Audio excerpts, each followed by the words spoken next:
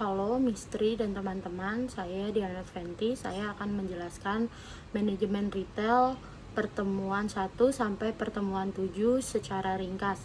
Pertama-tama saya akan menjelaskan tentang bisnis retail. Jadi manajemen retail itu ialah pengaturan keseluruhan faktor-faktor yang berpengaruh dalam proses perdagangan retail, yaitu perdagangan barang dan jasa langsung kepada konsumen. Manajemen retail itu adalah proses kegiatan bisnis dalam melakukan perencanaan, pengelompokan, dan pengendalian sumber daya yang dimiliki oleh perusahaan tersebut. Lalu di dalam manajemen retail ada 3 fokus utama manajemen retail. Yang pertama adalah manajemen. Manajemen itu terdapat perencanaan, pengelompokan, dan pengendalian sumber daya yang dimiliki oleh perusahaan. Lalu ada teknologi, karena dengan berkembangnya dari waktu ke waktu, maka teknologi sangat berpengaruh dalam kelancaran usaha retail. Lalu ada kenyamanan dan keinginan untuk memenuhi kebutuhan pelanggan, sehingga pelanggan terpenuhi kebutuhan maupun keinginannya. Lalu kenapa sih retail itu dibutuhkan? Alasannya yang pertama, menyediakan berbagai macam produk dan jasa. Retail itu nggak hanya menyediakan produk, dia juga menyediakan jasa yang bisa dipilih oleh konsumennya masing-masing. Lalu memberikan beragam produk, nggak hanya menawarkan satu produk saja. Lalu membagi produk yang besar. Lalu ada juga membantu produsen yang memindahkan kepemilikan produk. Dengan adanya retail, maka produsen tersebut memindahkan kepemilikan produk kepada retail sampai akhirnya terjadi pembelian oleh konsumen itu sendiri. Lalu menyediakan layanan langsung kepada konsumen. Lalu di dalam retail itu ada elemen bauran retail yang terpenting. Ada customer service, ya ada location, merchandise management, ada pricing, store design and display, lalu ada communication mix. Semua itu sangat dibutuhkan oleh perusahaan retail karena sangat bergantung untuk kelancaran usaha retail tersebut. Lalu ada perilaku pembelian pelanggan. Di dalamnya itu memahami kebutuhan dan perilaku pembelian pelanggan sangat penting untuk merumuskan dan menerapkan strategi retail yang efektif. Lalu pengecer yang sukses adalah customer centric, di mana keputusan strategis dan taktis bisnis retail berkisar pada pelanggan mereka saat ini dan masa yang akan datang. Jadi perilaku pembelian pelanggan dalam manajemen retail itu gak hanya berpaku pada pelanggan mereka saat ini, pada masa yang akan datang juga sangat berkisar seperti itu. Lalu ada 10 perilaku konsumen menurut Handi Irawan. 1. Berpikir jangka pendek. Orang cenderung membeli tanpa memikirkan jangka panjang sebenarnya butuh atau tidak. Biasanya hanya untuk memenuhi keinginannya saja. Lalu yang kedua ada tidak terencana. Ada suka berkumpul, gagap teknologi, berorientasi pada konteks, suka buatan luar negeri, beragama, gengsi, budaya lokal, kurang peduli lingkungan. Masing-masing tersebut ada artiannya tersendiri yang menilai perilaku konsumen yang mencakup secara besar ada di Indonesia. 3 hal yang mempengaruhi keputusan pembelian. Ada konsumen individual. Biasanya konsumen individual itu mereka ingin membeli sesuatu dan memutuskan membeli sesuatu karena keinginan dirinya sendiri atau kebutuhan dirinya sendiri, dan dia mengerti apa saja yang perlu dibeli dan apa saja yang dibutuhkan atau diinginkan. Lalu ada lingkungan. Orang cenderung membeli sesuatu berdasarkan lingkungannya. Misalkan ada orang menjual sesuatu terlihatnya ramai, maka orang lain ikut juga membeli hal itu atau barang tersebut. Lalu ada strategi pemasaran. Biasanya orang membeli karena pemasarannya bagus, marketingnya bagus, cara yang menjualnya bagus, sehingga mereka menjadi tertarik dan melakukan pembelian. Lalu ada tipe-tipe keputusan pembelian. Yang pertama itu ada extend problem solving atau pemecahan masalah secara luas, yang artinya proses pengambilan keputusan pembelian di mana pelanggan memerlukan usaha dan waktu yang cukup besar untuk meneliti dan menganalisis berbagai alternatif. Lalu ada limited problem solving atau pemecahan masalah secara terbatas. yang artinya pengambilan keputusan belanja yang melibatkan upaya dan waktu yang tidak terlalu besar. Dua hal ini adalah keterbalikan yang memiliki arti yang berbeda. Lalu ada strategi retail. Strategi retail adalah proses dan pernyataan untuk mengidentifikasi target pasar. Target pasar manakah yang ingin dituju dan seperti apakah yang dimau. Lalu ada format retail, lalu ada keunggulan kompetitif yang berkelanjutan.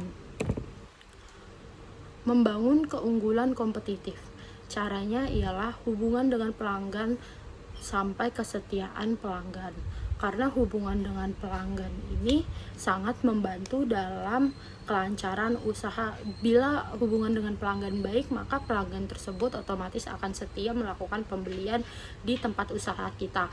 Lalu memperkuat hubungan dengan pemasok, efisiensi di operasi internal bisnis retail, menentukan lokasi yang strategis. Karena dengan lokasi yang strategis maka usaha kita akan lancar. Lalu menentukan beberapa sumber keunggulan. Dengan sumber keunggulan maka usaha yang kita jalankan bisa berjalan dengan baik dan sebagaimana mestinya. Lokasi bisnis retail. Lokasi bisnis retail itu sangat penting. Kenapa sih lokasi bisnis retail itu penting? Karena lokasi biasanya itu menjadi salah satu pertimbangan yang paling berpengaruh dan sisi pelanggan saat akan memilih toko langganannya. Lalu keputusan lokasi memiliki kepentingan strategis karena lokasi dapat digunakan untuk mengembangkan keunggulan kompetitif yang berkelanjutan. Lalu dengan keputusan lokasi biasanya memiliki resiko tinggi. Biasanya ketika retail memilih lokasi, mereka harus membuat investasi yang besar. Karena biasanya bila lokasinya strategis, banyak dilewati oleh orang, gampang terlihat, itu memiliki biaya sewa atau harga yang lebih mahal daripada lokasi yang tidak strategis seperti itu. Lalu ada jenis lokasi retail.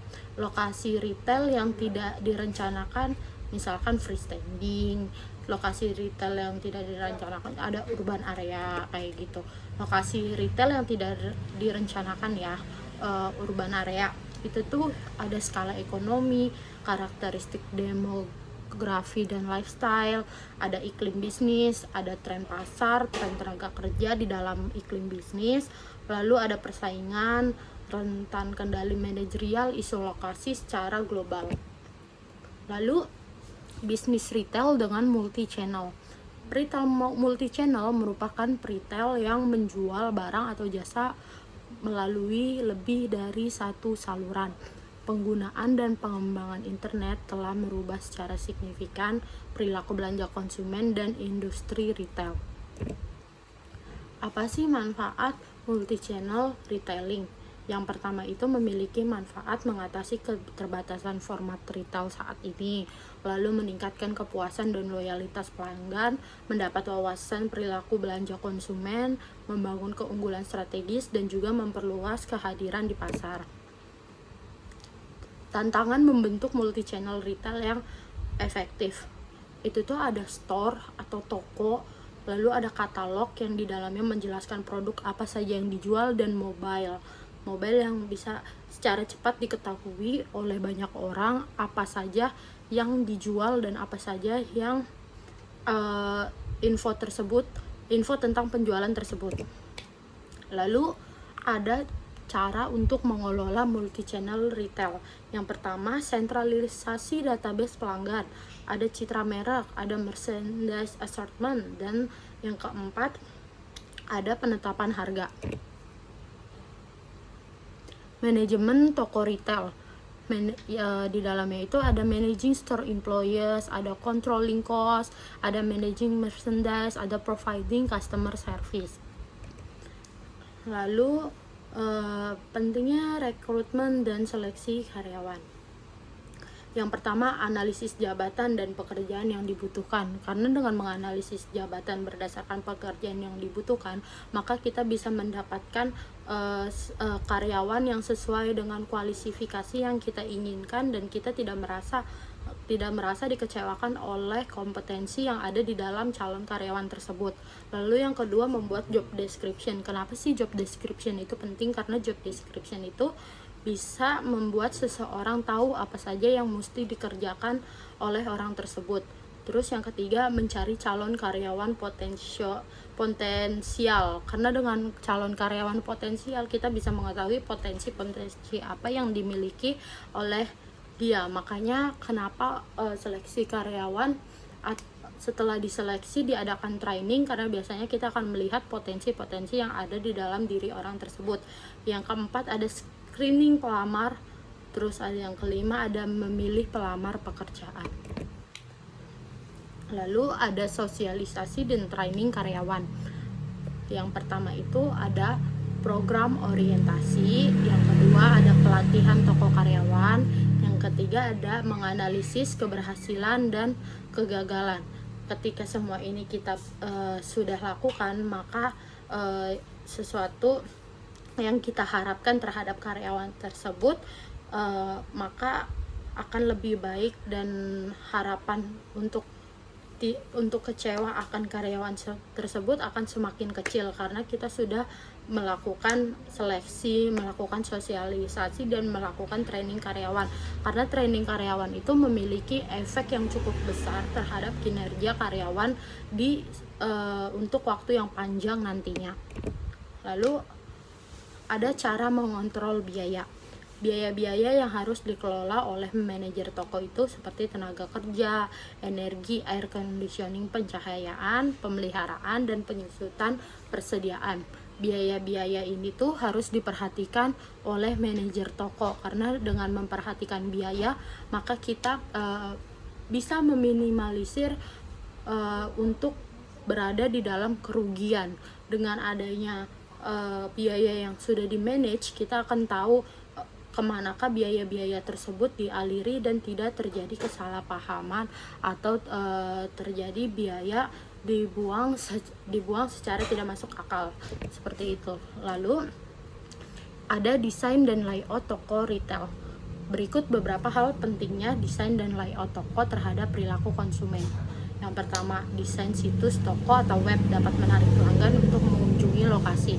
Karena biasanya dengan desain yang menarik dan desain yang bagus, maka pelanggan mau mengunjungi situs web yang telah diiklankan. Misalkan ada iklan yang desainnya menarik dan menawarkan promosi-promosi, biasanya orang akan cenderung klik web tersebut lalu melihat tentang produk tersebut. Lalu kedua, meningkatkan waktu konsumen menghabiskan di toko atau di situs dan meningkatkan jumlah barang yang mereka beli. Yang tadinya mau beli satu, mereka akan berpikir akan membeli dua karena mendapatkan harga yang lebih murah misalnya. Lalu yang ketiga, memiliki efek jangka panjang untuk membangun loyalitas pelanggan terhadap retail dengan meningkatkan citra merek pengecer. Lalu ada memberikan pengalaman belanja yang mendorong kunjungan berulang. Dan yang terakhir, memudahkan konsumen mencari merchandise atau barang yang mereka butuhkan atau inginkan. Tujuan desain toko. Yang pertama, untuk menerapkan strategi retail. Dengan desain toko yang bagus dan kreatif serta inovatif, maka strategi retail untuk menjual produk sebanyak-banyaknya dan mendapatkan laba sebanyak-banyaknya bisa diterapkan. Lalu yang kedua, membangun loyalitas dengan memberikan pengalaman belanja yang luar biasa. Dengan memberikan loyalitas sebagai pengalaman belanja yang luar biasa, maka konsumen tersebut berpotensi untuk melakukan pembelian ulang di kemudian hari. Lalu yang ketiga, meningkatkan penjualan pada setiap kunjungan. Jadi pada setiap kunjungan dengan desain toko yang menarik, maka diharapkan penjualan dapat meningkat, dan seperti yang tadi saya bilang, penjualan akan mendapatkan keuntungan sebanyak-banyaknya atau laba sebanyak-banyaknya. Yang empat, kontrol biaya, dan yang kelima, memenuhi persyaratan hukum. Ada elemen-elemen desain toko, yaitu tata letak layout, seperti di manakah barang A harus ditaruh, di manakah barang B harus ditaruh, di manakah barang C harus ditaruh. Itu harus dengan sebagaimana mestinya dan diurutkan oleh jenis, warna, dan manfaatnya masing-masing. Lalu ada tanda-tanda dan gambar-gambar. Tanda-tanda dan gambar-gambar ini akan memudahkan konsumen untuk mencari apa yang diinginkan oleh konsumen dan tidak menyusahkan konsumen. Karena dengan tanda-tanda dan gambar-gambar, maka konsumen tidak merasa sulit, lalu apa yang mereka ingin cari langsung bisa ditemukan secara cepat. Lalu ada area fitur. Dengan fitur-fitur yang ada di dalam desain toko, maka konsumen merasa tertarik dan mau melakukan pembelian terus-menerus dan mengharapkan mereka melakukan pembelian secara banyak dan tidak hanya satu barang saja. Lalu ada grid layout. Grid layout ini sama seperti tata letak, tapi bedanya mereka tuh ditempatkan berdasarkan area-area tertentu yang sudah disediakan dan sudah diatur. Jadinya tuh semuanya tertata rapi dan konsumen tuh merasa nyaman atas layout yang sudah disediakan oleh toko, karena desain toko tersebut sangat menarik dan bagus. Seperti itu. Sekian dari saya, kurang lebihnya mohon maaf. Terima kasih.